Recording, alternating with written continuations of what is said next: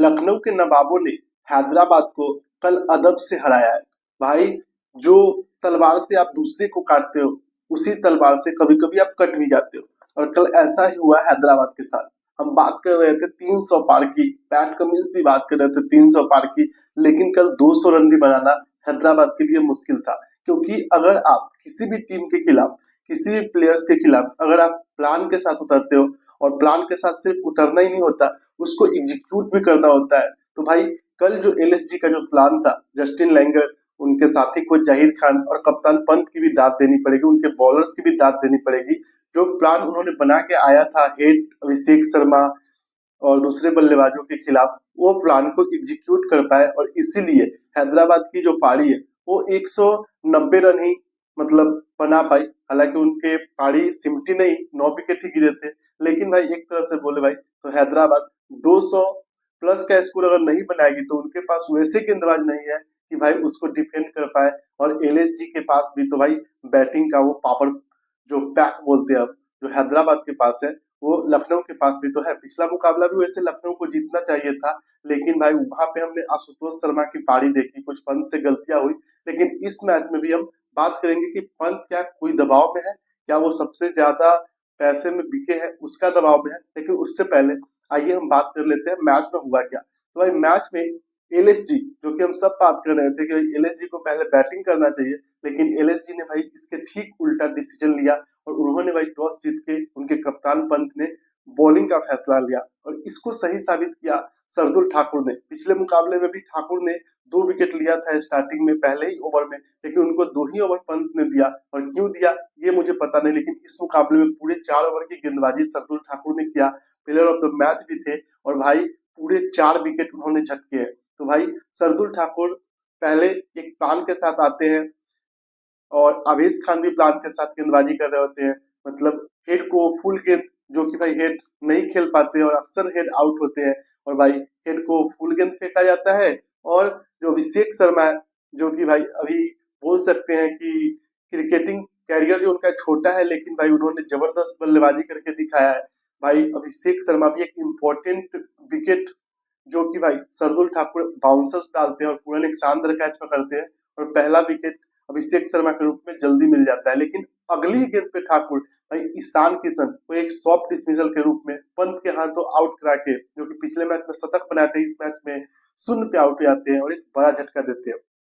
अब जो power play था, वो जिस तरह से पावर प्ले चलना चाहिए था हैदराबाद का, वहां पे शुरुआती झटका मिल जाता है। और उसके बाद भाई प्रिंस यादव एक शानदार गेंद पे, भाई वैसे ट्रेविस हेड का एक कैच भी छूटता है इसी बीच, रवि बिश्नोई की गेंद पे पूरन एक आसान सा कैच टपका देते हैं, लेकिन हेड भाई उतनी ज्यादा भाई लखनऊ के हेड में नहीं घुसते हैं।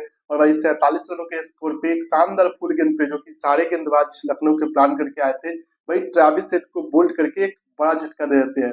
इसी बीच क्लासन भी अच्छी पारी खेल रहे होते हैं। क्लासन भी भाई, प्रिंस यादव क्लासन को रन आउट कर देते हैं। फिर भाई एक रवि बिश्नोई की शानदार गुगली पे नीतीश कुमार रेड्डी बोल्ड हो जाते हैं। उसके बाद भाई एक अनिकेत वर्मा नाम के खिलाड़ी आते हैं, जो कि आउट ऑफ सिलेबस आ जाते हैं, 5 छक्के जड़ देते हैं, और वो अगर अंत तक रहते तो भाई काफी मतलब डेंजरस लग रहे थे अनिकेत वर्मा। लेकिन दिग्वेश राठी की गेंद पे जो बैटल चल रहा था दोनों के बीच छक्के का, उसमें दिग्वेश राठी जीत जाते हैं, और उनको कैच आउट करा के भाई काफी हद तक बोले तो स्कोर को मतलब सीमित कर दिया था। पैट कमिंस भी आज मूड में आए थे। पैट कमिंस ने 4 गेंदों पे 3 छक्के जड़ा, लेकिन पैट कमिंस को आवेश खान आउट करते हैं।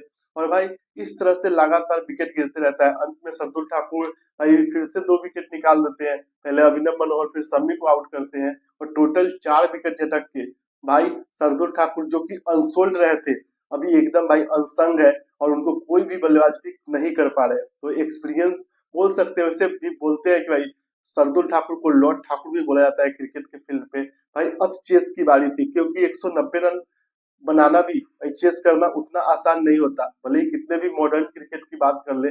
लेकिन भाई चेस जैसे ही शुरुआत होता है तो मार्करम, जो कि पिछले मुकाबले में नहीं चल थे, इस मुकाबले में भी सम्मी की गेंद पे मार्करम आउट हो जाते हैं, पैट कमिंस उनका कैच पकड़ते हैं। लेकिन भाई मिशेल मार्श जब से इस मतलब बोले तो भाई इस टीम से जुड़े हैं, लखनऊ से जुड़े हैं, उनका अंदाज फॉर्म सब बदल चुका है। पिछले मैच में भी शानदार पारी, और इस मैच में भी एक शानदार शतक मिशेल मार्श के बल्ले से आता है। लेकिन भाई जो बोलते हैं ना कि जो रीड है इस टीम का, वो है निकोलस पूरन।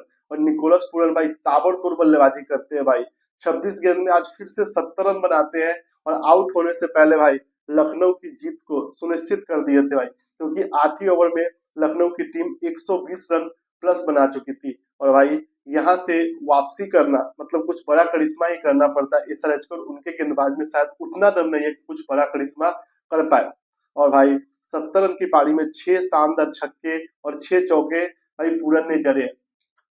पंत को पता नहीं 15 गेंद पे 15 रन ही बनाए, एक छक्का बने ही लगाया उन्होंने, लेकिन भाई वो उस फॉर्म में नहीं दिख रहे हैं। शायद उनको एडिशनल प्रेशर है कि सबसे ज्यादा महंगे बिके हैं, तो उनसे बात करनी पड़ेगी कोच को कि भाई अपना गेम खेलो, भाई आपका गेम ये नहीं है कि 15 गेंद पे 15 रन बनाओ। और भाई पंत आउट हो जाते हैं, स्वॉप डिस्मिसल उनका भी होता है, लेकिन भाई तब तक जो मैच है वो ऐसा नहीं लग रहा था कि फंसेगा, कोई ट्विस्ट होगा। भले ही कमेंटेटर्स बात कर रहे थे कि शायद कोई अभी भी ट्विस्ट होगा, लेकिन भाई बोल सकते हैं कि अब्दुल समद आते ही भाई अपना क्लास दिखाते हैं और भाई 2 चौके 2 छक्के जड़ते हैं 8 गेंद पे। भाई वो लगभग मैच को एक तरफा कर देते हैं और भाई 16.3 ओवर में फुल डोमिनेशन के साथ लखनऊ सुपर जायंट्स, जो कि पिछला मुकाबला भी उनको जीतना चाहिए था, इस मुकाबले को अपने नाम करते हैं और इस सीजन का पहला जीत उनके खाते में 2 पॉइंट्स आ चुके हैं। तो भाई ये जो टीम है, मुझे लग रहा है कि टॉप की 4 टीमें अगर हम बात करें भाई, तो चेन्नई, मुंबई को अभी तक तो हमने देखा नहीं, जब हार्दिक जुड़ेंगे तो और बुमराह जुड़ेंगे तो देखना पड़ेगा मुंबई कैसा प्रदर्शन करते हैं। लेकिन अभी की जो टॉप की टीमें हैं वो चेन्नई, हैदराबाद, आरसीबी, लखनऊ, ये टीम बोल सकते हैं कि अभी टॉप 4 के मतलब सबसे बड़े कंटेंडर दिख रहे हैं। आपके अनुसार कौन से वो 4 कंटेंडर है जो टॉप 4 में प्लेऑफ में क्वालिफाई करेंगे? आप हमें कमेंट करके बता सकते हैं।